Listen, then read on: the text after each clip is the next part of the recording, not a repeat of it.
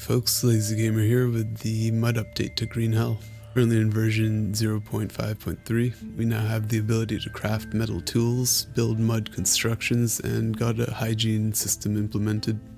I'll be going through everything added, so a spoiler alert right here in case you guys would prefer to explore and learn these things yourself.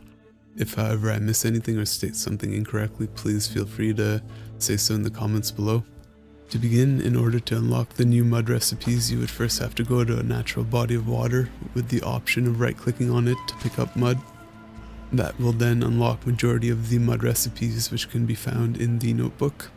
Under the mud tab on the top right of the notebook, on the first page there's the mud mixer, which is needed to craft mud bricks for building and foraging. There's also storage boxes, which is definitely a welcomed addition, finally allowing us to organize and store items. A mud wall, doorway, window wall, roof, fireside wall, and a shed wall, all used to upgrade wood or bamboo frames. In the fire tab, we've been given a mud charcoal furnace, which is used for making charcoal and campfire ash, which is perfect towards refueling the forge as well as crafting more mud bricks in the mud mixer due to needing campfire ash for the mud mixer, and a mud forge also, which is unlocked separately from the rest of the mud crafting by obtaining your first iron ore, which we'll get to. Also added under the water tab is a mud shower for washing dirt off oneself, and the mud water filter, which filters water in order to drink or use, filling up 2 full canteens of 100 and a bit more with the full water filter. As for the iron update, ores can be obtained from caves across the map and do respawn over time like obsidian stone. It is easier to mine iron initially with a stone pickaxe, which can be crafted with 1 stick, 2 rope, and 1 stone blade.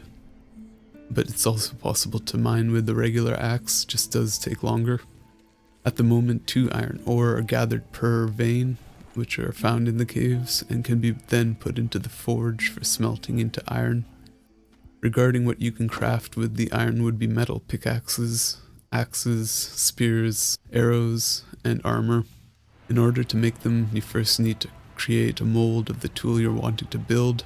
Empty molds can be acquired after creating mud bricks in a mud mixer. Just right click and harvest a mud brick for 3 empty molds.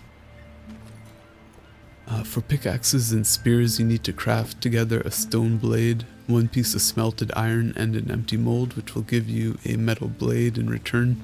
As for iron axes, you need 1 regular stone axe, 1 smelted iron, and an empty mold.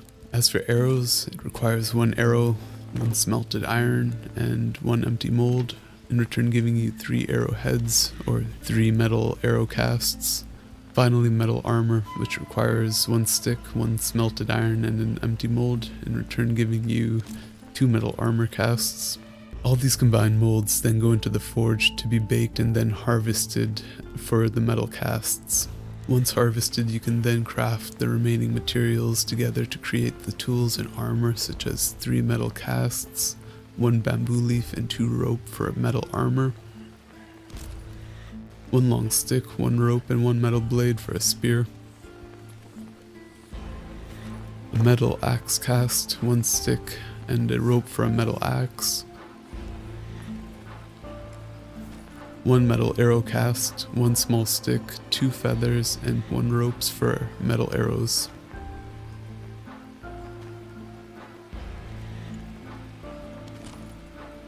Lastly, with the hygiene system, you now get dirty after carrying or working with mud, long sticks, or logs.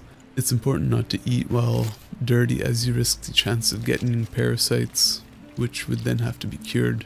And the level of parasites you get is equal to your level of dirtiness, which caps at 5. To wash yourself, simply right click on a body of water to get the option of doing so, or you can move around in the rain, go for a swim, or take a shower in the mud shower. That ought to cover everything in the mud update though.